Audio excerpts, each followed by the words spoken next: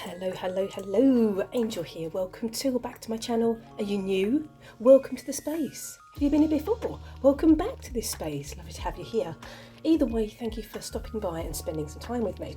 So today we're doing a VR to Simon at the Hermit's Cave. Hashtag most overlooked decks. Or at least I think that's the hashtag. I'm winging it from memory. Fingers crossed. Fingers and toes crossed I've said it right. Otherwise I'll put it on the screen.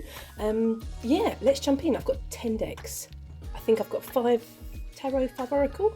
Don't quote me on that. Let's get this done. Now for the past few weeks I've been doing a resort, a reorganisation, reassessment and a re-evaluation of my practice. Basically a bit of a mid-year check-in, and that included my sacred space and all my decks and all good stuff.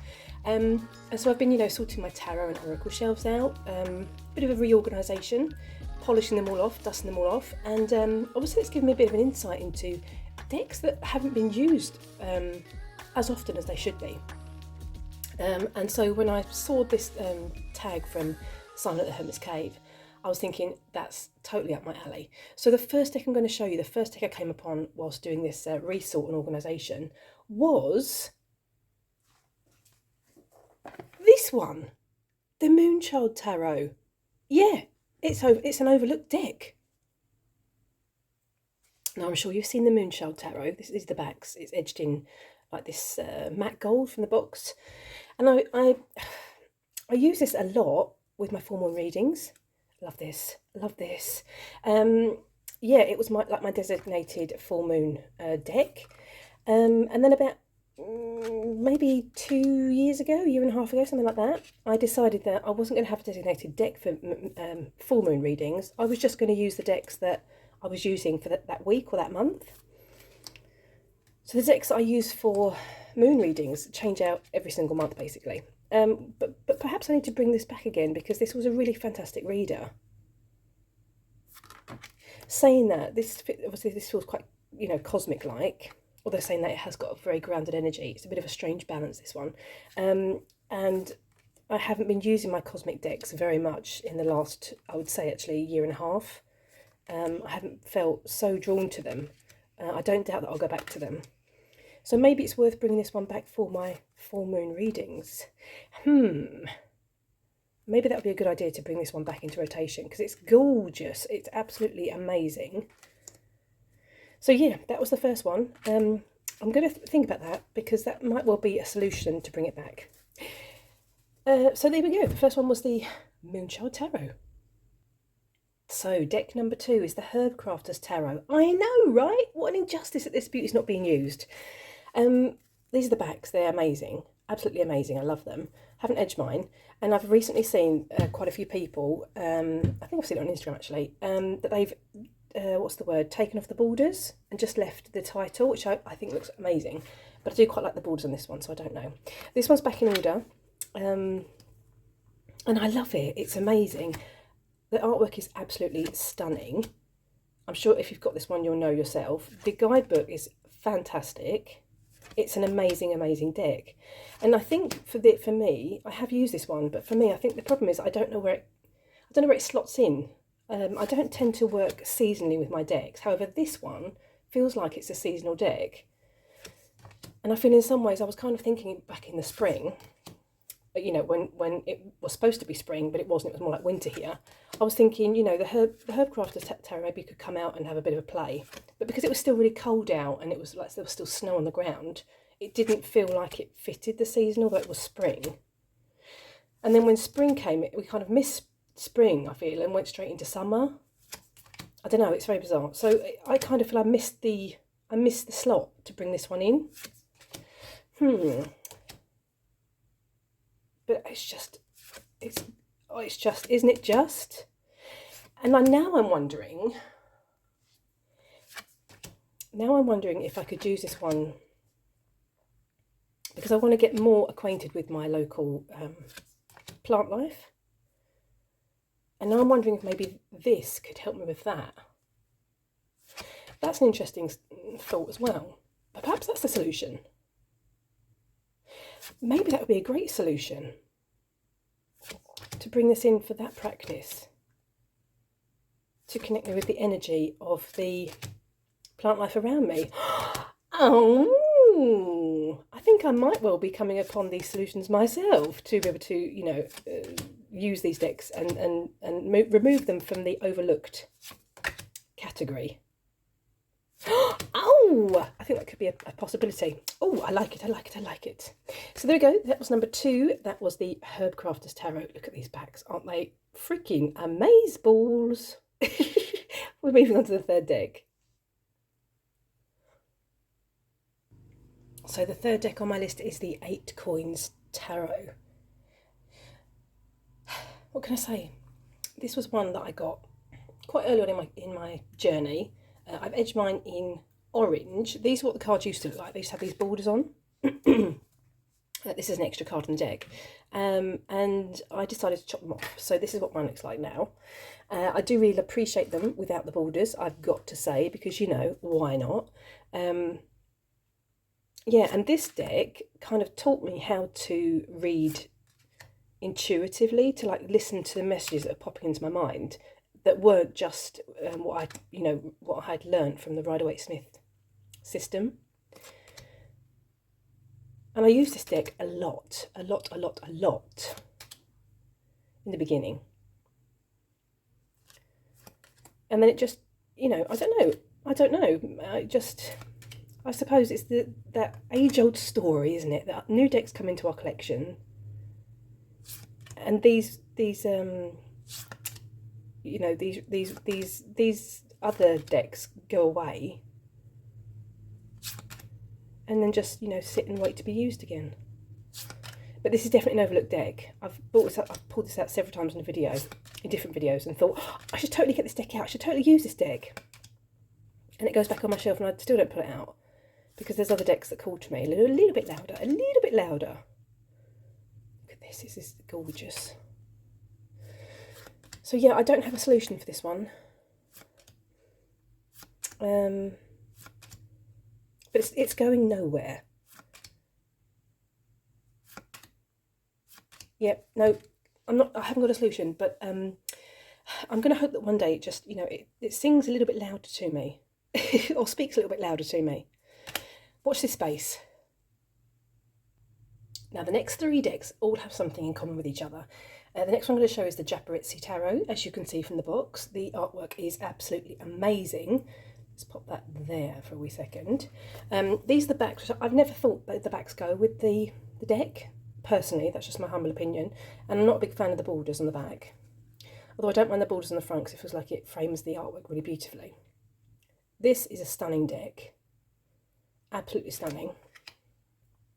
And this deck was designated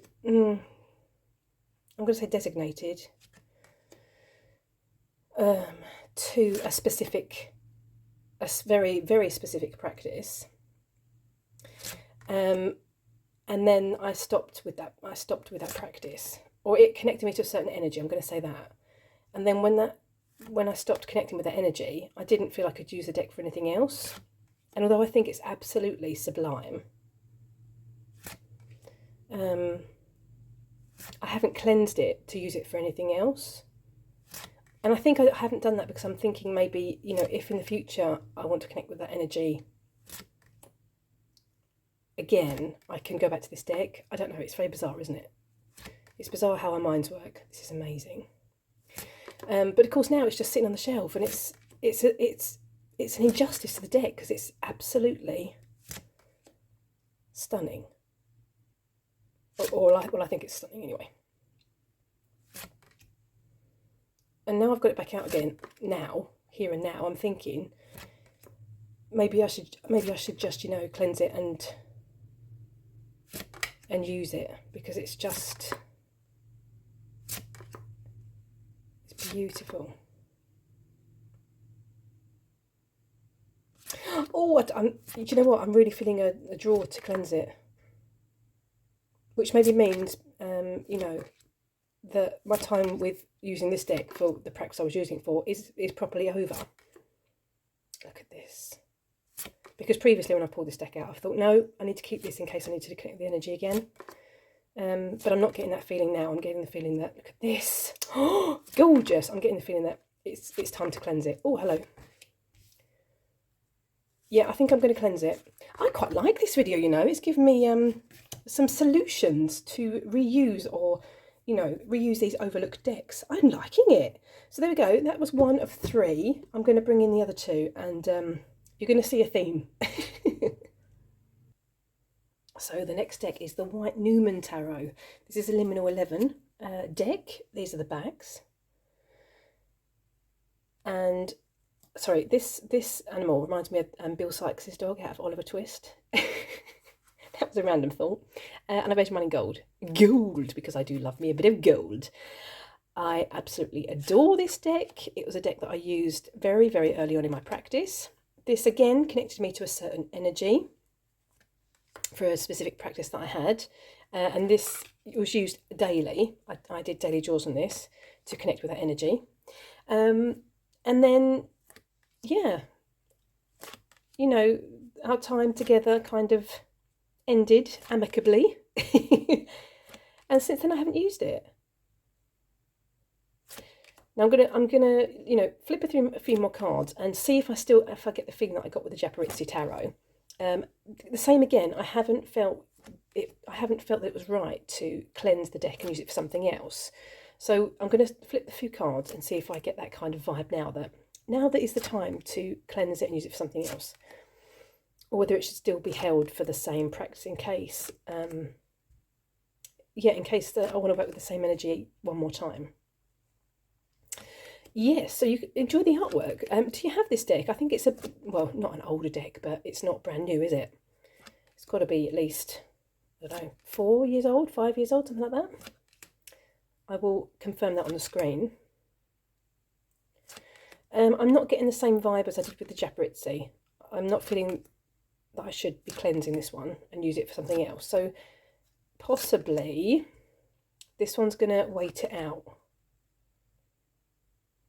That's the thing, isn't it? When we dedicate decks to certain, not so much practices, but energies. That's been the case for me anyway. When I've dedicated decks for certain practices, certain energies, I've been reluctant to use the deck for anything else after that.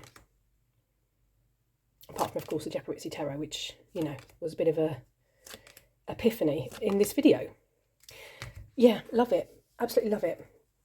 We've got one more which falls under the same category. Let's take a look.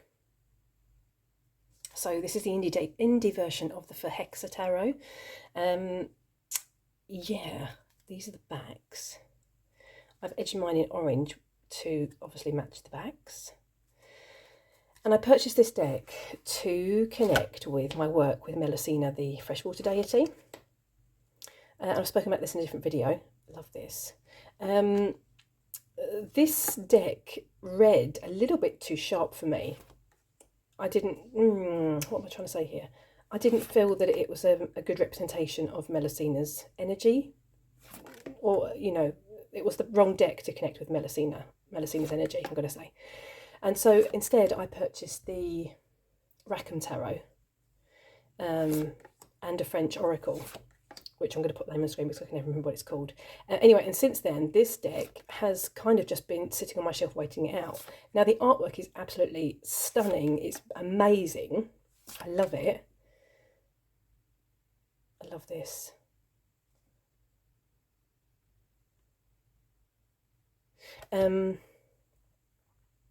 Yeah, and it's not, unlike the other two, this one has not been used because it was dedicated to something else. I feel this has not been used because I feel that it hasn't been relevant to what I've been working with, possibly.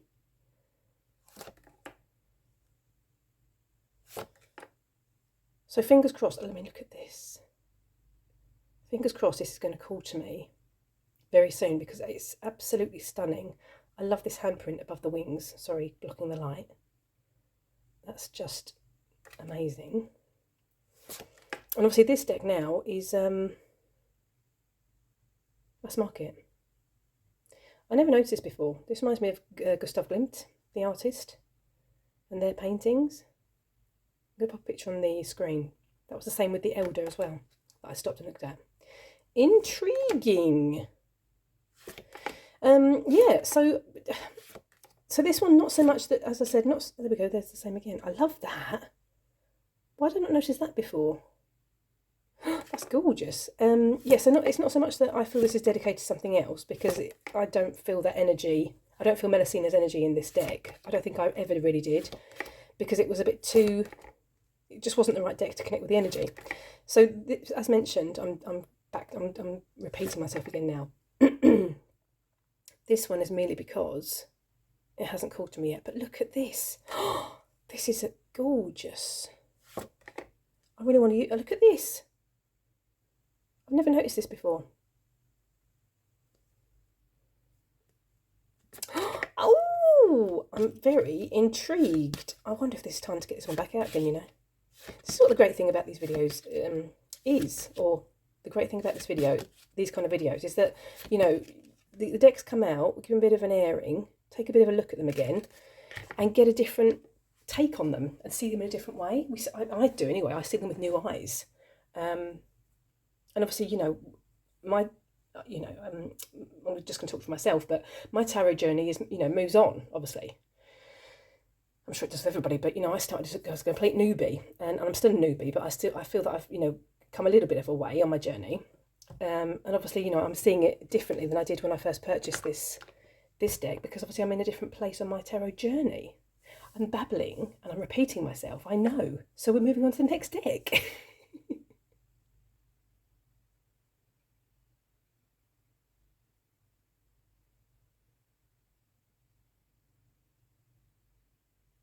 So those are the tarots. We're moving on to the oracles.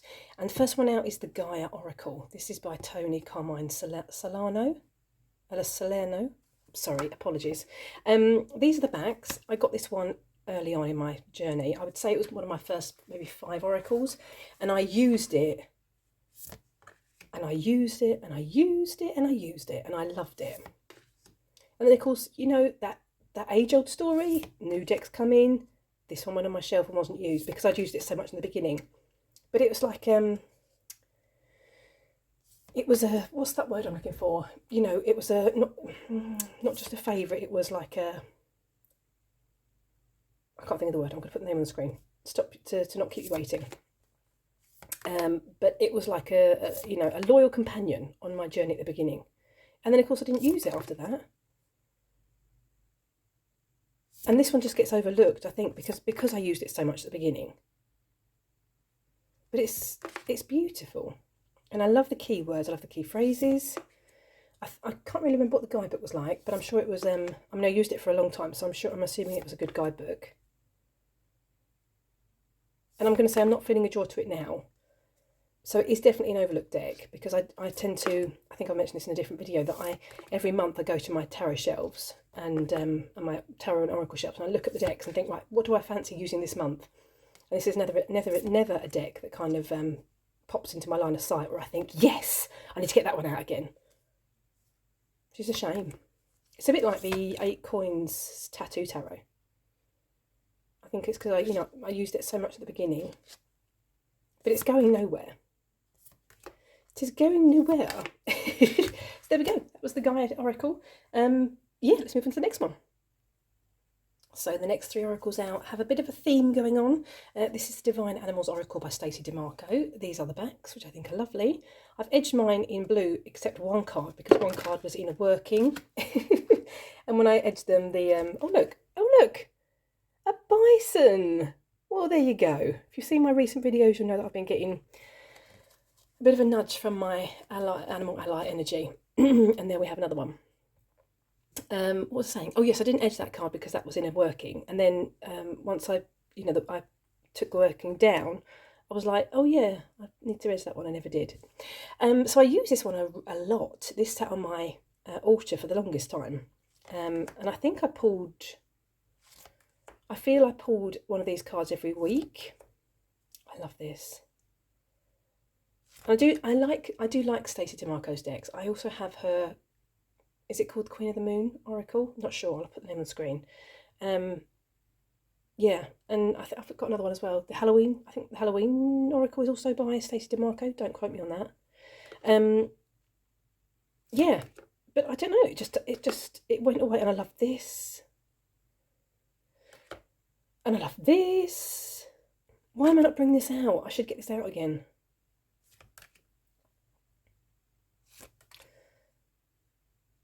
So yes, it was sitting on my altar, and then maybe like, I don't know, 6 months ago, something like that. This is beautiful. I put it away. Now this is beautiful. There's a lot of cards in here that I've worked with a lot, and so they kind of bring back memories of my journey. Yeah, sorry, my squirrel brain is like taking me off in this direction, that direction. Sorry, apologies. Okay, so I tidied up my altar maybe like 6 months ago and popped this away, and since then I haven't used it. But it was, I love this as well. I think I need to get this one back out again.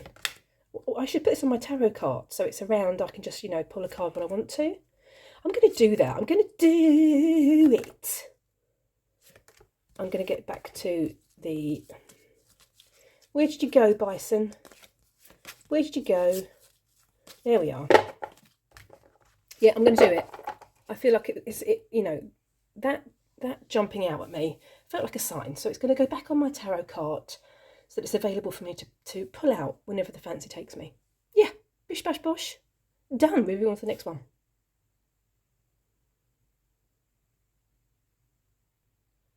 So we're following a bit of a cosmic theme. We've got the cosmic reading cards. These are the backs. Haven't edged mine. I use this a lot, and then my cosmic deck stopped kind of talking to me. I felt really drawn to, my earthy, fiery decks. And so unfortunately this one's, is most definitely an overlooked deck. I have a whole cosmic deck shelf, I'm going to say, and that shelf hasn't been touched for well over a year. That's where my Moonshell Tarot sits. Excuse me. And even the last oracle I just showed you, the Divine Animals Oracle, has also been sitting, and it just doesn't get touched because I don't feel drawn to those decks right at the minute. My practice is, it's taken a bit of a different direction. So instead of being, towards the cosmic path, we're on that path instead. But it's all good. I'm sure sooner or later these kind of decks are going to start talking to me again, and they're going nowhere. Yeah, love this card. Love this card. I had an experience that reminded me of this card, so this sat on my altar for the longest time. So yeah, there we go. We've got one more deck to speak about, so let's get into it. So the last one on this list is the Heart Path Oracle cards. This is definitely an underrated deck. If this was an underrated deck video, this would be on the top, because this is totally an underrated deck. These are the backs. This is an unsung hero in my collection. So we've got like a bit of a key phrase, and then or like keywords and key phrases, or possibly, yeah, it all makes sense when I start flipping the cards. But this is a bit like, all the things and the kitchen sink in the artwork. There's a lot of things going on, and so we've got a lot of animals going on, but it's also got this cosmic vibe to it. However, the energy of this one doesn't feel as cosmic to me as, for instance, the cosmic reading cards. I'm babbling. I'm going to just start flipping some cards for you to see. So we've got the critical moment, follow your intuition, and this is just stunning. And the borders usually, bother me. They don't in this deck. Looping, cycle of life and death. Honour, bless and release the past. The key to success, open your heart. So you see we've got animals, we've got plants, we've got this cosmic vibe going on. We've got like these, I don't know, cosmic beings almost. As I mentioned, like the excuse me, the artwork is everything in the kitchen sink all thrown in. Ancestors, strength, love and support. And then some of the decks, some of the cards are on the horizontal, or landscape, should I say. They're on the landscape.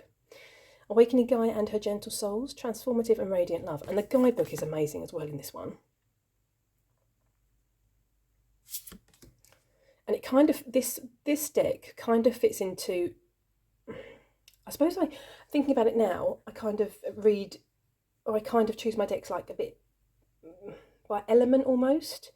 because I have earthy decks, airy decks, watery decks and fiery decks, and this deck for me doesn't fit into one specific category. I mean, for the cosmic vibe, that would be an airy energy for me, but because all the animals and the plant life, this one, it feels very grounded.